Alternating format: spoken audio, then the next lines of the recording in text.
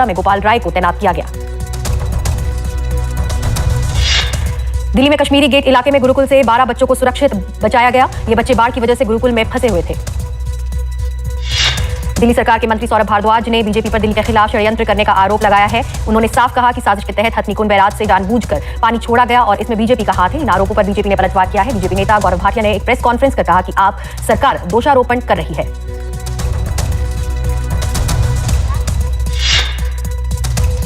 सूत्रों के हवाले से खबर है कि प्रधानमंत्री ने दिल्ली के एलजी से बात की है। ये बातचीत दिल्ली में आई बाढ़ पर की गई है। दिल्ली में बाढ़ के हालात लगातार बने हुए हैं।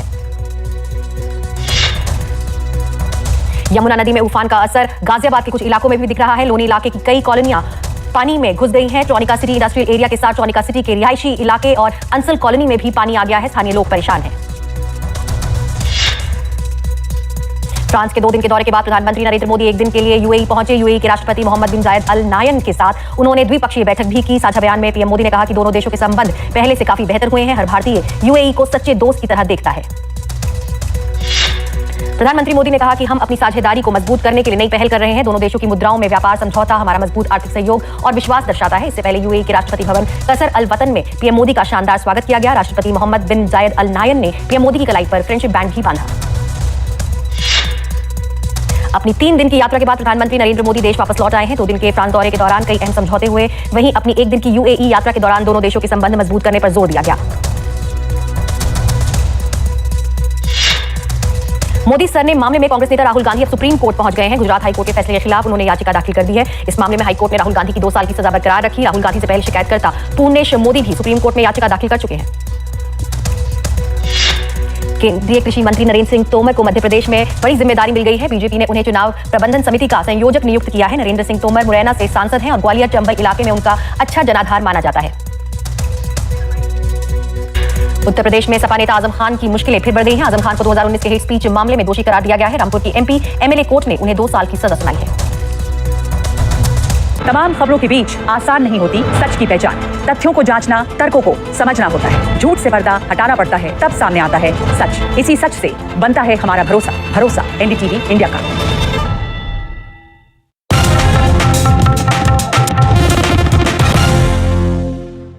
हर रात 9 बजे हमारी टीम खबरों की गहराइयों तक जाती है ताकि उसके पीछे की खबर पता चल सके। आखिर यही तो उम्मीद रखते हैं आप हमसे। यही है हमारी ताकत जब हम लेते हैं खबरों की खबर। कुछ नया आने जा रहा है। आपसे सिंपल सवाल पूछेंगे और हर सही जवाब के द्वारा ये सरप्राइज रिवील होगा। I don't know. Satya Nadella. Jeff Bezos. Bill Gates. Nehru Place. Saket. Mumbai. Technical Guruji. Technical Guruji. चलिए शुरू करते हैं।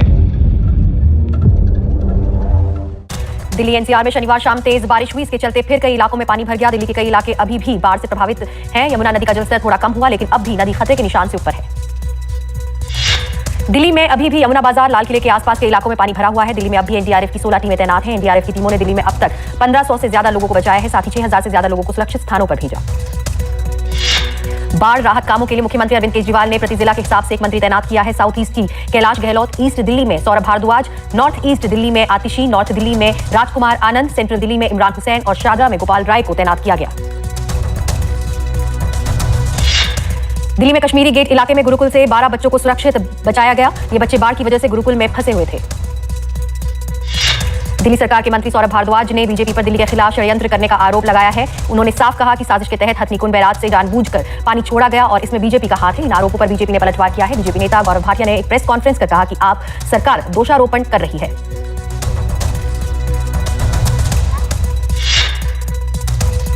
सूत्रों के हवाले से खबर है कि प्रधानमंत्री ने दिल्ली के एलजी से बात की है। ये बातचीत दिल्ली में आई बाढ़ पर की गई है। दिल्ली में बाढ़ के हालात लगातार बने हुए हैं। यमुना नदी में उफान का असर गाजियाबाद के कुछ इलाकों में भी दिख रहा है। लोनी इलाके की कई कॉलोनियां पानी में घुस गई हैं। ट्रॉनिका सिटी इंडस्ट्रियल एरिया के साथ ट्रॉनिका सिटी के रिहायशी इलाके और अंसल कॉलोनी में भी पानी आ गया है। स्थानीय लोग परेशान हैं। फ्रांस के 2 दिन के दौरे के बाद प्रधानमंत्री नरेंद्र मोदी एक दिन के लिए यूएई पहुंचे। यूएई के राष्ट्रपति मोहम्मद बिन जायद अल नायन के साथ उन्होंने द्विपक्षीय बैठक भी की। साझा बयान में पीएम मोदी ने कहा कि दोनों देशों के संबंध पहले से काफी बेहतर हुए हैं। हर भारतीय यूएई को सच्चे दोस्त की तरह देखता है। प्रधानमंत्री मोदी ने कहा कि हम अपनी साझेदारी को मजबूत करने के लिए नई पहल कर रहे हैं। दोनों देशों की मुद्राओं में व्यापार समझौता हमारा मजबूत आर्थिक सहयोग विश्वास दर्शाता है। इससे पहले यूएई के राष्ट्रपति भवन कसर अल वतन में पीएम मोदी का शानदार स्वागत किया गया। राष्ट्रपति मोहम्मद बिन जायद अल नाहयान ने पीएम मोदी की कलाई पर फ्रेंडशिप बैंड भी बांधा। अपनी 3 दिन की यात्रा के बाद प्रधानमंत्री नरेंद्र मोदी देश वापस लौट आए हैं। 2 दिन के फ्रांस दौरे के दौरान कई अहम समझौते हुए। वहीं अपनी 1 दिन की यूएई यात्रा के दौरान दोनों देशों के संबंध मजबूत करने पर जोर दिया गया। मोदी सर ने मामले में कांग्रेस नेता राहुल गांधी अब सुप्रीम कोर्ट पहुंच गए हैं। गुजरात हाईकोर्ट के फैसले के खिलाफ उन्होंने याचिका दाखिल कर दी है। इस मामले में हाईकोर्ट ने राहुल गांधी की 2 साल की सजा बरकरार रखी। राहुल गांधी से पहले शिकायतकर्ता पूर्णेश मोदी भी सुप्रीम कोर्ट में याचिका दाखिल कर चुके हैं।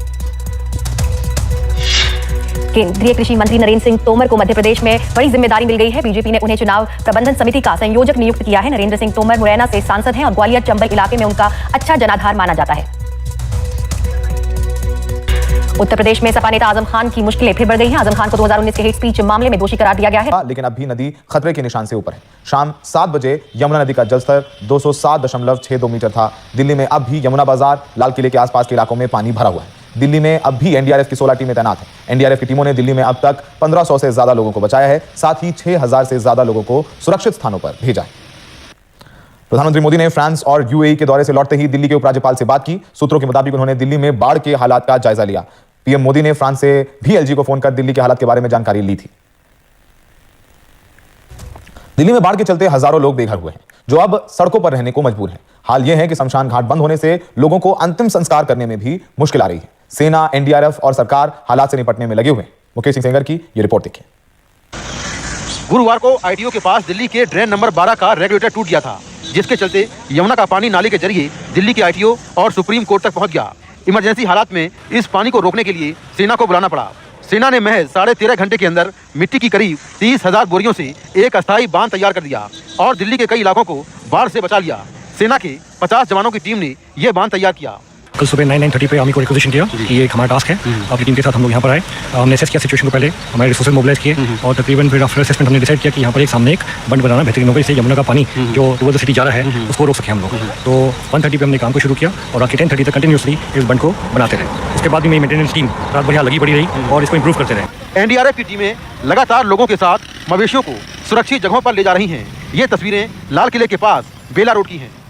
आज हम मौजूद हैं लाल किले के पिछले वाले हिस्से में। यहाँ पर बेला रोड पे ये मौजूद है स्ट्रे डॉग सेंटर, जो जहाँ पर डॉग्स को स्टेरलाइज करने के लिए लाया जाता है। पर अभी हमारे साथ 2 टीमें जुड़ी हुई हैं। एनडीआरएफ की टीम है और वहाँ पर पुलिस दल भी मौजूद है और हमारे साथ एनजीओ से भी लोग जुड़े हुए हैं, जो कि डॉग्स को, बेजुबानों को यहाँ पर रेस्क्यू करने आ रहे हैं। ये पूरा कभी सेंटर हुआ करता था, बेला स्टेरलाइजेशन सेंटर। अब ये पानी में डूब चुका है। कम से कम 70 से 80 कुत्ते थे इस सेंटर में, जो कि फंसे हुए थे, जिसमें से सिर्फ 10 से 15 ही बच पाए, बाकियों की जान चली गई है।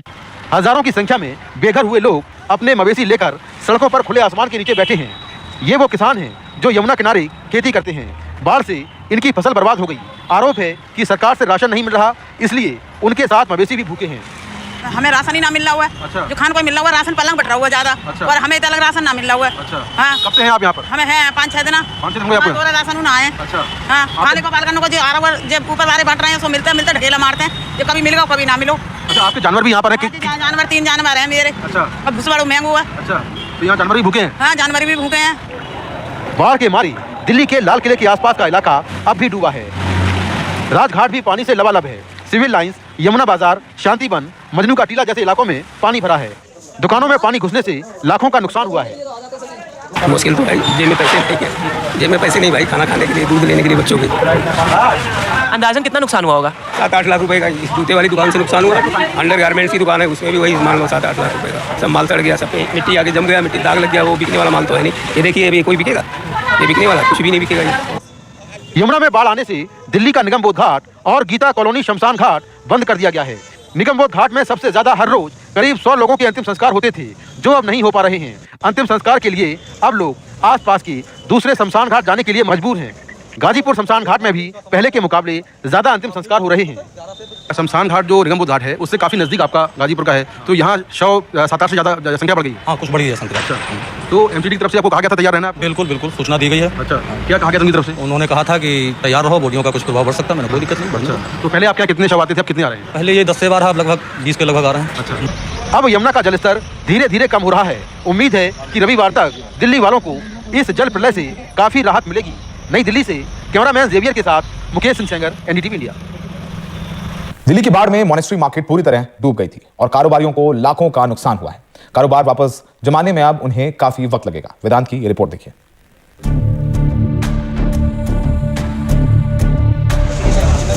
दिल्ली में आई बाढ़ का पानी अब उतर रहा है तो लोग अब अपने नुकसान का जायजा ले रहे हैं। दिल्ली की मोनेस्ट्री मार्केट सैलाब में पूरी तरह डूब गई।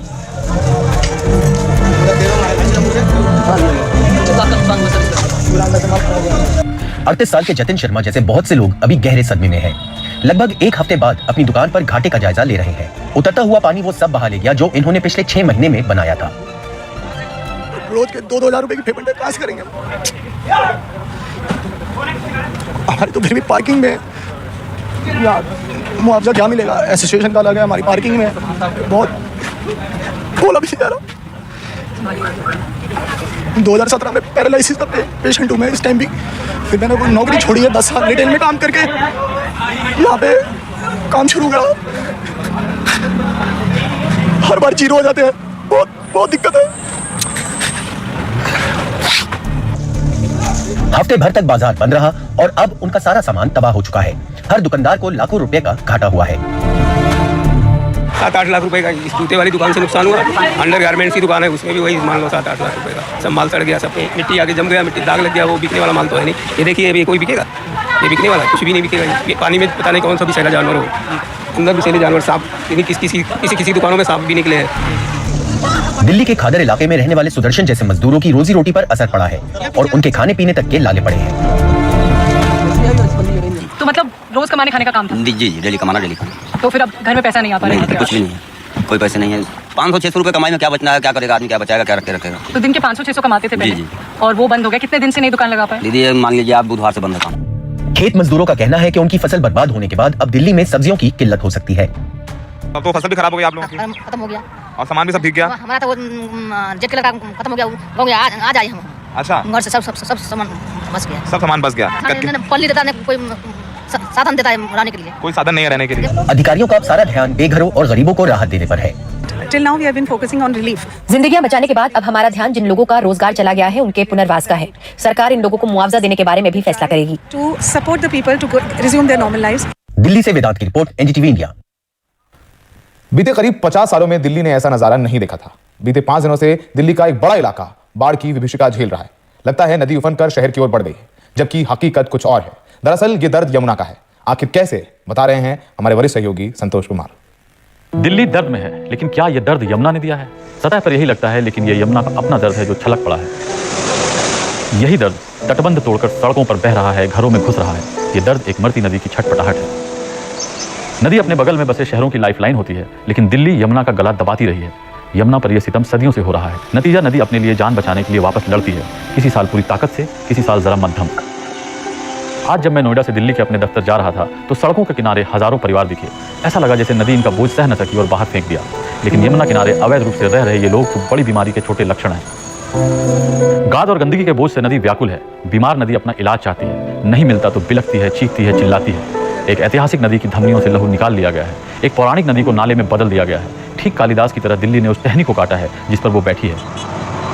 हजार बातें हुई, लेकिन आज भी साल के ज्यादातर हिस्से में यमुना एक गंदा नाला नजर आती है। दिल्ली का गंदा पानी उसमें गिरता है। पानी नहीं होने के कारण उसमें गाद भरता जाता है। कभी गर्मियों में देख लीजिए, यमुना में सतह तक गाद भरा नजर आएगा। तो जब ज्यादा बारिश हो जाए या पहाड़ों से ज्यादा पानी आ जाए तो कहां बहे? नदी में पानी के लिए जगह नहीं तो वो बाहर उफनती है, लेकिन वहां भी इंसानों की लालसा का घर बसा है। 17वीं सदी में यमुना के इलाके का अतिक्रमण कर लाल किला बनाया। अंग्रेजों ने सिविल लाइंस बसाया। आजाद भारत में नोएडा से ओखला बराज तक यमुना की सीमा का उल्लंघन दिखता है। हम एक तरफ यमुना को बचाने का स्वांग करते रहे, दूसरी तरफ कभी यमुना बैंक मेट्रो स्टेशन बनाया, कभी अक्षरधाम तो कभी कॉमनवेल्थ विलेज बनाया। यमुना किनारे अवैध निर्माण यमुना के नाम पर चलाई जा रही योजनाओं को मुंह चढ़ाते हैं और हम मुंह मोड़े रहते हैं। यमुना का डूब क्षेत्र जो कभी 5 से 10 किलोमीटर होता था, उसे कुछ 100 मीटर तक समेट दिया गया और कुछ जगहों पर तो चंद मीटर। फिर आप कहें कि यमुना के किनारे बसे इलाकों में बाढ़ आ गई। यह यमुना का अपना इलाका था, वो जगह जहां जरूरत पड़ने पर यमुना अपनी बाहें फैला सके, अंगड़ाइयां ले सके। नदी सीखचों में बांध दी गई। ज्यादा बारिश होती है, यमुना को अपने घर हिमालय से ताकत मिलती है। उसकी माँ यमुनोत्री ऊर्जा देती है तो वो जी उठती है और अपना इलाका वापस पाना चाहती है। इसे बाढ़ क्यों कहते हैं? जुल्म की भी इंतहा होती है। यमुना को इतना सताएंगे तो वो बगावत करेगी। दिल्ली वालों के इस दर्द में यमुना का दर्द भी टटोलिए, तभी इस दर्द की दवा होगी।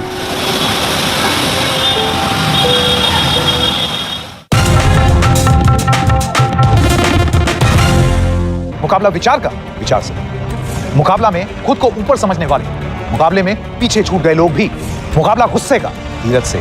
मुकाबला बदतमीजी का, तमीज से।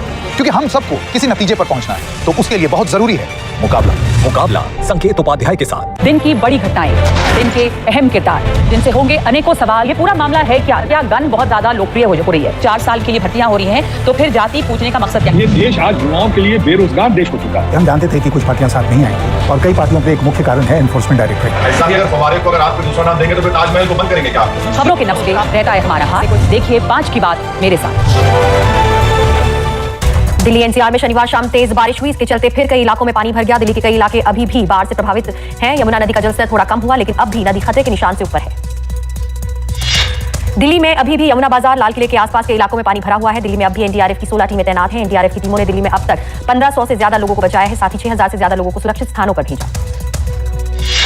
बाढ़ राहत कामों के लिए मुख्यमंत्री अरविंद केजरीवाल ने प्रति जिला के हिसाब से एक मंत्री तैनात किया है। साउथ ईस्ट की कैलाश गहलोत, ईस्ट दिल्ली में सौरभ भारद्वाज, नॉर्थ ईस्ट दिल्ली में आतिशी, नॉर्थ दिल्ली में राजकुमार आनंद, सेंट्रल दिल्ली में इमरान हुसैन और शादरा में गोपाल राय को तैनात किया गया। दिल्ली में कश्मीरी गेट इलाके में गुरुकुल से 12 बच्चों को सुरक्षित बचाया गया। ये बच्चे बाढ़ की वजह से गुरुकुल में फंसे हुए थे।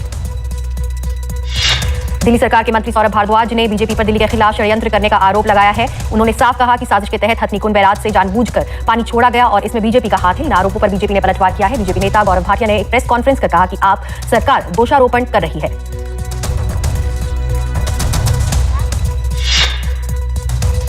सूत्रों के हवाले से खबर है कि प्रधानमंत्री ने दिल्ली के एलजी से बात की है। ये बातचीत दिल्ली में आई बाढ़ पर की गई है। दिल्ली में बाढ़ के हालात लगातार बने हुए हैं। यमुना नदी में उफान का असर गाजियाबाद के कुछ इलाकों में भी दिख रहा है। लोनी इलाके की कई कॉलोनियां पानी में घुस गई हैं। ट्रॉनिका सिटी इंडस्ट्रियल एरिया के साथ ट्रॉनिका सिटी के रिहायशी इलाके और अंसल कॉलोनी में भी पानी आ गया है। स्थानीय लोग परेशान हैं।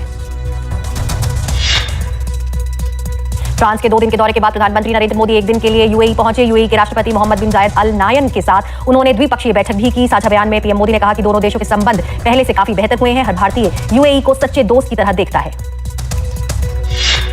प्रधानमंत्री मोदी ने कहा कि हम अपनी साझेदारी को मजबूत करने के लिए नई पहल कर रहे हैं। दोनों देशों की मुद्राओं में व्यापार समझौता हमारा मजबूत आर्थिक सहयोग और विश्वास दर्शाता है। इससे पहले यूएई के राष्ट्रपति भवन कसर अल वतन में पीएम मोदी का शानदार स्वागत किया गया। राष्ट्रपति मोहम्मद बिन जायद अल नायन ने पीएम मोदी की कलाई पर फ्रेंडशिप बैंड भी बांधा। अपनी 3 दिन की यात्रा के बाद प्रधानमंत्री नरेंद्र मोदी देश वापस लौट आए हैं। 2 दिन के फ्रांस दौरे के दौरान कई अहम समझौते हुए। वहीं अपनी 1 दिन की यूएई यात्रा के दौरान दोनों देशों के संबंध मजबूत करने पर जोर दिया गया। मोदी सर ने मामले में कांग्रेस नेता राहुल गांधी अब सुप्रीम कोर्ट पहुंच गए हैं। गुजरात हाई कोर्ट के फैसले के खिलाफ उन्होंने याचिका दाखिल कर दी है। इस मामले में हाई कोर्ट ने राहुल गांधी की 2 साल की सजा बरकरार रखी। राहुल गांधी से पहले शिकायतकर्ता पूर्णेश मोदी भी सुप्रीम कोर्ट में याचिका दाखिल कर चुके हैं। केंद्रीय कृषि मंत्री नरेंद्र सिंह तोमर को मध्य प्रदेश में बड़ी जिम्मेदारी मिल गई है। बीजेपी ने उन्हें चुनाव प्रबंधन समिति का संयोजक नियुक्त किया है। नरेंद्र सिंह तोमर मुरैना से सांसद हैं और ग्वालियर चंबल इलाके में उनका अच्छा जनाधार माना जाता है। मुकाबला विचार का, विचार से। मुकाबला में खुद को ऊपर समझने वाले, मुकाबले में पीछे छूट गए लोग भी। मुकाबला गुस्से का, धीरज से। मुकाबला बदतमीजी का, तमीज से। क्योंकि हम सबको किसी नतीजे पर पहुंचना है, तो उसके लिए बहुत जरूरी है मुकाबला। मुकाबला संकेत उपाध्याय के साथ। आप दोषी हैं, दोषी। मुझसे बहस मत कीजिए। आपके नेता के साथ मुझसे झूठ मत बोलो। तुम झूठे हो, झूठे। मैंने आपसे कितनी बात कहा कि इसका सिर्फ एक ही जवाब है, जान से मार दो, मार दीजिए।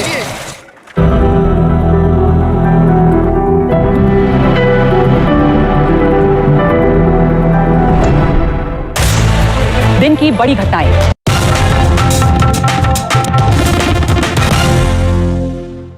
हमारे गांव का हाल, शहरों की चाल, नदियों में बहाव, हवाओं में बदलाव, राजनीति के दांव, नेताओं की बात, देखिए देश की बात।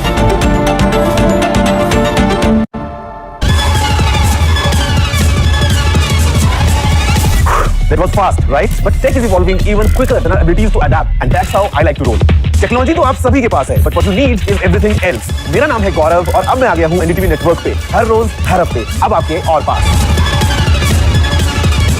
चलिए शुरू करते हैं।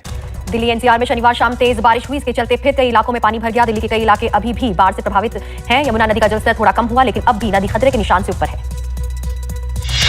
दिल्ली में अभी भी यमुना बाजार, लाल किले के आसपास के इलाकों में पानी भरा हुआ है। दिल्ली में अब भी एनडीआरएफ की 16 टीमें तैनात हैं। एनडीआरएफ की टीमों ने दिल्ली में अब तक 1500 से ज्यादा लोगों को बचाया है। साथ ही 6000 से ज्यादा लोगों को सुरक्षित स्थानों पर भेजा। बाढ़ राहत कामों के लिए मुख्यमंत्री अरविंद केजरीवाल ने प्रति जिला के हिसाब से एक मंत्री तैनात किया है। साउथ ईस्ट की कैलाश गहलोत, ईस्ट दिल्ली में सौरभ भारद्वाज, नॉर्थ ईस्ट दिल्ली में आतिशी, नॉर्थ दिल्ली में राजकुमार आनंद, सेंट्रल दिल्ली में इमरान हुसैन और शादरा में गोपाल राय को तैनात किया गया। दिल्ली में कश्मीरी गेट इलाके में गुरुकुल से 12 बच्चों को सुरक्षित बचाया गया। ये बच्चे बाढ़ की वजह से गुरुकुल में फंसे हुए थे। दिल्ली सरकार के मंत्री सौरभ भारद्वाज ने बीजेपी पर दिल्ली के खिलाफ षड्यंत्र करने का आरोप लगाया है। उन्होंने साफ कहा कि साजिश के तहत हथनीकुंड बैराज से सियासी पारा। आम आदमी पार्टी का आरोप, बीजेपी ने साजिश के तहत हथनीकुंड बैराज से छोड़ा पानी। दिल्ली के गृह सचिव ने कहा, ऐसी आपात स्थिति में आरोप लगाना दुर्भाग्यपूर्ण। दिल्ली की 12 खंबा रोड पर डीसीएम बिल्डिंग में आग, इमारत की 9वीं मंजिल पर लगी आग, किसी के हताहत होने की खबर नहीं। वायरल हुआ चंद्रयान 3 की लॉन्चिंग का खूबसूरत वीडियो। प्लेन में जा रहे यात्री ने खिड़की से बनाया चंद्रयान 3 का वीडियो।